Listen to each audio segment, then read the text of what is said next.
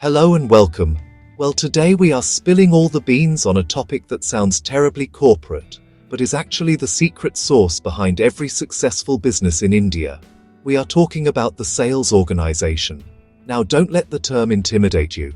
It's not some boring flowchart locked away in an HR file. Think of it more like the script of a blockbuster film. It tells everyone, from the rookie salesperson to the seasoned manager, their role, their lines, and how their performance contributes to the grand finale, hitting those revenue targets. It's the framework that ensures your sales team isn't just a group of people running in different directions, but a coordinated force moving towards a common goal. So, what is it in simple terms? A sales organization is the nervous system of your entire sales department.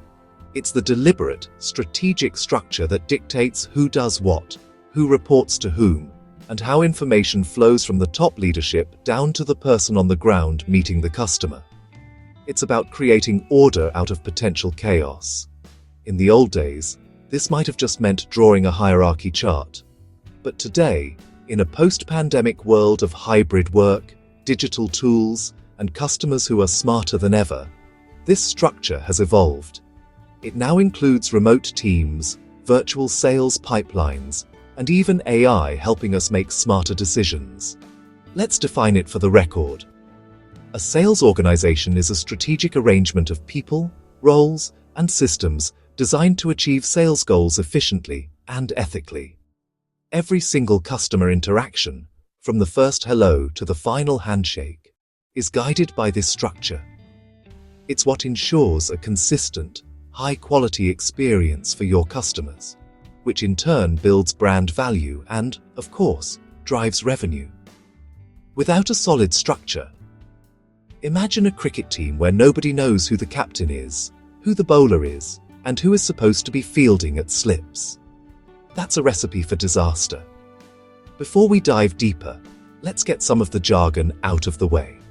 CRM, SDRs, BDRs, AE, or Account Executive, KAM, the Key Account Manager, RevOps, or Revenue Operations. Simple, right?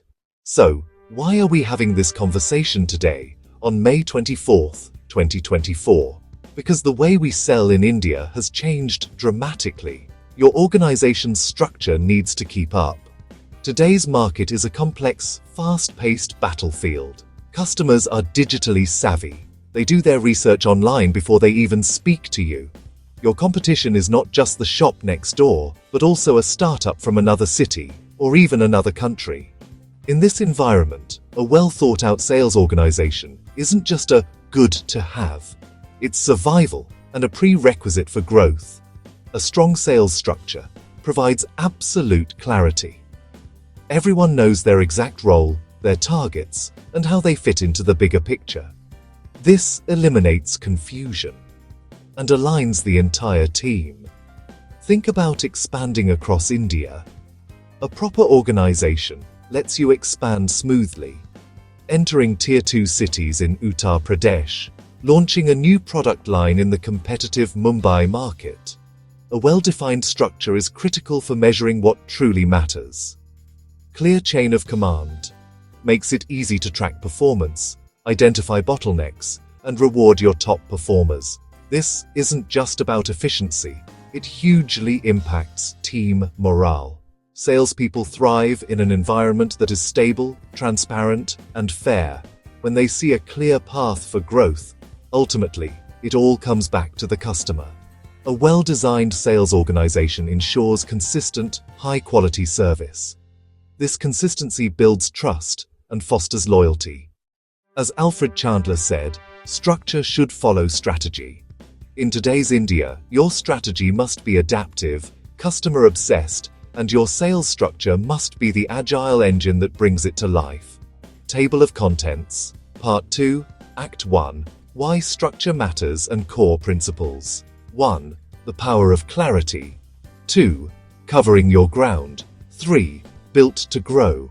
4. More than just numbers. Let's start our tour with the geographical organization. The concept is beautifully simple. You carve up your market into territories, states, regions, zones, cities, or even smaller beats, and assign a salesperson to be the master of that domain. This model is the bread and butter for companies whose products have mass appeal, from the glitzy malls of South Delhi to the smallest Kirana store in a village in Tamil Nadu. The biggest advantage is crystal clear accountability. It's incredibly efficient from a logistics and cost perspective. They develop an intimate knowledge of their local market. However, the primary drawback is that the salesperson becomes a jack of all trades but a master of none. This lack of product specialization can become a significant handicap. Now, let's flip the script. This brings us to the product-based organization. Imagine a large pharmaceutical company. A product-based structure allows them to build dedicated teams that can have incredibly deep and credible conversations with specialist doctors. The undeniable star quality of this model is the high level of product expertise. This specialization allows for a much tighter feedback loop. But the most glaring issue is the potential for customer confusion. They might have to deal with 3 or 4 different salespeople. This can be inefficient and frustrating for the customer. Let's move on to a structure that puts the customer at the very center, the customer or segment-based organization. You might have one team dedicated to small and medium-sized enterprises, SMEs, another focused on large enterprise accounts. Think of the Indian banking sector. They have separate teams for retail banking, corporate banking, and priority or wealth management. This brings us to the more complex, functional and the mixed or matrix organization. The functional organization is like an assembly line for selling. The mixed or matrix organization combines 2 or more classical structures. The major challenge is the issue of dual reporting. This can create confusion, power struggles, and conflicting priorities if not managed carefully. Section 1. The assembly line of sales, the funnel specialized model. Think of it as a modern high-tech assembly line. The process is broken into distinct stages, each owned by a specialized team. Born from the SaaS world, Zoho, Freshworks. The process typically begins with the sales development representatives. Once an SDR confirms fit and interest, they pass the baton to the account executive. The assembly line doesn't stop. Enter the customer success manager. The beauty is efficiency and clear metrics. Each team has its own KPIs. SDRs measured on qualified meetings booked. AEs measured on revenue closed. CSMs measured on retention and expansion. Section 2. All for one, one for all. The pod or squad model. You create small cross-functional pods, 1 or 2 SDRs, a couple of AEs, a CSM, assigned a specific territory, a list of target accounts, or an industry vertical. In a pod, SDR and AE sit side by side, strategize together, share insights in real time. The handover is smooth and warm. The pod's success is a shared success. When they win a big deal, the entire pod celebrates. When they face a challenge, they brainstorm a solution together. Let the product do the talking. The PLG Assist model. The primary salesperson is your product. They use data and analytics to identify users of the free product who are ready to upgrade. The best of both worlds. The inside versus field hybrid. The inside sales team handles smaller deals. The field sales team is reserved for high-value activities. Another powerful modern structure is the channel alliances model. For businesses that rely on a small number of very large clients, the key account management, CAM, structure is paramount. Table of contents. Part 5, Act 4, Building Blocks, Playbook, and Metrics. 1, 2, 3, 4. The first and most critical block is having defined roles and competencies. The next is a sales process blueprint. No sales organization can function without a powerful technology stack. You need a robust sales enablement function. The very first step, define your business goals and revenue model. Step 2, map the buyer journey obsessively. Who is your customer? How do they buy?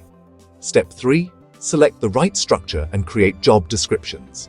Final steps, activation and operation. Establish performance metrics, compensation plans, and deploy the enabling technology.